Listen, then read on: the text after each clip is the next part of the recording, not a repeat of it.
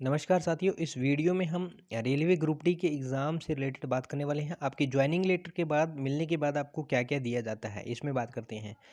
जब आपका joining letter आता है, आप जॉइनिंग करते हैं। जॉइनिंग करने के बाद जब आपकी पहली सैलरी आती है, उसके अंदर क्या-क्या होता है।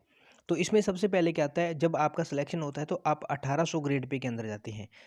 आप ग्रेड पे के अंदर डिवाइड किया गया है सभी आपकी पोस्ट को। आप लेवल 1 की पोस्ट के अंदर जाते हैं। हालाँकि अभी ग्रेड पे ख़त्म कर दिया गया है, लेवल की पोस्ट आ चुकी है। जैसे लेवल 1 है, आप लेवल 1 में जाते हो। उसके बाद लेवल 2 की पोस्ट आती है जो कि 1900 ग्रेड पे के अंदर रहती है, जिसमें ग्रुप सी वाले कर्मचारी होती हैं। उसके बाद जो पोस्ट होती है वो लेवल 3 के अंदर होती है, जिसके अंदर ग्रेड पे जो है वो 2400 रहता है। उसके बाद 2800 ग्रेड पे लेवल 4 में आता है और 4200 ग्रेड पे, जिसमें जूनियर इंजीनियर की भर्ती रेलवे ने कराई थी, वो ग्रेड पे 5 के अंदर आ जाता है। तो इस तरह से ग्रेड पे आपका धीरे-धीरे इंक्रीज़ होता रहता है। अभी प्रमोशन वगैरह की बात मैं आपकी सारी करने वाला हूँ। सबसे पहले मैं आपके सैलरी स्ट्रक्चर की बात कर लेता हूँ, कैसे बनता है। जब आपका पहली सैलरी आती है, आप लेवल 1800 के अंदर लेवल फर्स्ट के अंदर 1800 ग्रेड पे में जाते हैं और बेसिक आपकी रहती है 18,000 रुपये। अब इस बेसिक के ऊपर आपको सारे भत्ते अलाउंसेस वगैरह दिए जाते हैं। आपको इसमें क्या क्या दिया जाता है प्लस के अंदर, इसके अंदर क्या क्या आएगा, HRA हाउस रेंट अलाउंस आएगा, प्लस में DA डियरनेस अलाउंस आएगा, इसमें प्लस में TA ये आपका ट्रांसपोर्ट अलाउंस होता है, प्लस में TA एक और मिलता है जो कि आपका ट्रैवलिंग अलाउंस होता है। अगर आपको ड्यूटी के लिए इधर उधर कहीं भेजा जाता है तो उस दौरान आपको ट्रैवलिंग अलाउंस दिया जाता है। और ये ट्रांसपोर्ट अलाउंस है वो आपका हर मंथ आता है, लेकिन टीए आपका कभी कभी आएगा जब आपको कहीं आपके आउट ऑफ स्टेशन ड्यूटी आपके लिए भेजा जाता है। उसके बाद इनकी कंप्लीट चर्चा कर लेते हैं। पहले HRA, DA, TA और TA। 18,000 रुपये ये आपके रहने वाले हैं। उसके बाद HRA क्या होता है, आपका हाउस रेंट अलाउंस होता है। जिस भी किसी शहर में आप रहते हैं, अगर आपका जो सबसे पहले मैं DA की बात कर लेता हूँ। DA महंगाई भत्ता है जो कि करंट के अंदर अभी 31% चल रहा है। जब ये DA आपका 25% से कम होता है, 25% या उससे कम होता है, तब उस स्थिति में आपको HRA और DA क्या रिलेट करता है। HRA उस स्थिति के अंदर आपको 3 स्लैब के अंदर मिलता है 8%। उसके बाद मैं अलग से लिख लेता हूँ HRA और यहाँ पे DA डियरनेस अलाउंस। जब डियरनेस अलाउंस आपका 25% या इससे नीचे होता है, तब स्लैब आपकी HRA की क्या क्या क्या होती है, 8, 16 और 24% की स्लैब होती है। जब आपका HRA 25% से, यहाँ पे हम ब्लो का साइन दे देते हैं नीचे का, और यहाँ पे 25% एबव का साइन दे देते हैं।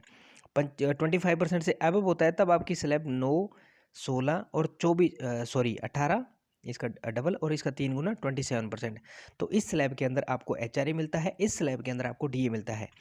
ठीक है। और जब इसकी स्लैब 25% से क्रॉस होगी और 50% तक जाएगी, अगर 50% DA क्रॉस हो जाता है, DA 50% से भी क्रॉस हो जाता है, उस स्थिति के अंदर आपको जो HRA होता है, HRA ये कितना मिलता है, ये मिलता है आपको 10, 20 और 30। अब बात करते हैं HRA की। HRA क्या होता है, 8% आपकी बेसिक का मिलता है, 16% आपकी बेसिक का, 24% बेसिक का। 3 स्लैब मैंने क्यों बताए, it will depend upon your city. ये XYZ की कैटेगरी के अंदर रखे जाते हैं। जब आप किसी अच्छे खासे शहर में, दिल्ली जैसे, मुंबई जैसे शहर में, वहाँ 24%। जब आप चंडीगढ़ जैसे शहर में रहते हैं, वहाँ 16%। और जब आप किसी ठीक ठाक से शहर में रहते हैं, तो वहाँ पे आपको हर एक बचे हुए शहर के अंदर 8% दिया जाता है। और 1800 रुपये मिनिमम आपका रहता है HRA, इससे आपको कम नहीं दिया जाएगा। जब आप इसकी कैलकुलेशन 18,000 बेसिक से 8% की करेंगे तो आपका 1800 से कम बनेगा, लेकिन आपको 18% दिया जाएगा। अभी करंट के अंदर आपके 9%, 18%, 27% है। तो अब आप 18,900 को, सॉरी 18,000 को जब आप 9% इसका निकालेंगे तो ये भी आपका कम जाएगा, लेकिन ये भी आपको 18% ही दिया जाता है। ठीक है, सॉरी 1800 रुपये ही दिया जाता है। जैसे जैसे आप सैलरी स्ट्रक्चर आपका बेसिक बढ़ता जाता है, वैसे वैसे आपका जो HRA है वो बढ़ता जाता है। अब बात करते हैं DA की। उसके बाद मैं इंक्रीमेंट वगैरह की सभी की बात करूँगा। DA आपको दिया जाता है, अभी करंट के अंदर जो DA की स्लैब है वो 31% है। ठीक है। DA जो इंक्रीमेंट होता है वो साल के अंदर 2 बार होता है। एक बार जनवरी के अंदर इंक्रीमेंट होता है और एक बार जुलाई के अंदर इंक्रीमेंट होता है। जनवरी में जो इंक्रीमेंट होता है वो आपको मार्च या अप्रैल की सैलरी के अंदर ऐड होकर मिलता है, और ये 3 महीने का जो आपका DA होता है बचा हुआ, वो आपको एरियर के रूप में मिल दिया जाता है। और जो जुलाई का है वो आपको सितंबर या अक्टूबर की जब आपकी सैलरी आती है तो उसके अंदर दिया जाता है।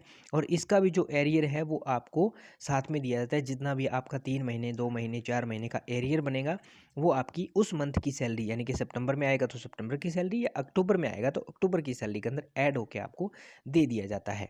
अब जो एरियर होता है वो अप्रोक्सीमेट 3-4 महीने का आपको मिल जाता है। एरियर होता क्या है, आपका बचा हुआ पैसा या आपकी रुकी हुई सैलरी एरियर के तौर पे आपको मिलती है, उसको एरियर बोला जाता है।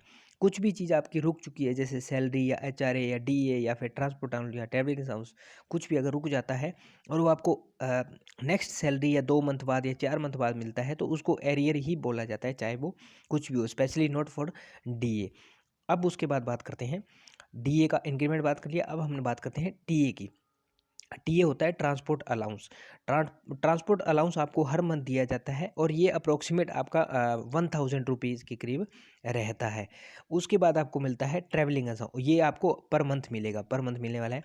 उसके बाद आपको मिलता है ट्रैवलिंग अलाउंस। ट्रैवलिंग अलाउंस, मान लीजिए आपकी ड्यूटी किसी ए स्टेशन पे है, ठीक है, और यहाँ से आपको ड्यूटी करने के लिए बी स्टेशन पे कोई अर्जेंट काम पड़ जाता है तो वहाँ आपको भेजा जाता है।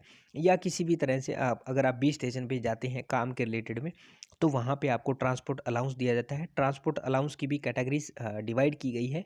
इसके अंदर ट्रांसपोर्ट अलाउंस है वो 2-3 कैटेगरी के अंदर डिवाइड किया है, जिसके अंदर 70% की स्लैब है, सॉरी 100% की स्लैब है, उसके बाद 70% की स्लैब है, उसके बाद 30% की स्लैब है, और शायद इसके अंदर एक 50% की स्लैब आती है या नहीं, मैं उसके लिए श्योर नहीं हूँ, लेकिन ये 3 स्लैब जो है वो आपको आती है। ये आपकी एरिया वाइज डिपेंड करता है। वैसे इसका जो रेट है वो टीए का शायद 500 रुपये है, अभी कंफर्म नहीं हूँ मैं, लेकिन मिनिमम 500 रुपीज़ है। और जब आपका ये टाइम ट्रैवल के ऊपर डिपेंड करता है कितना टाइम होता है, तो ये इतना इम्पोर्टेंट विषय नहीं है। तो ये आपकी जो मेन चीज़ है वो मैंने आपको बता दी है।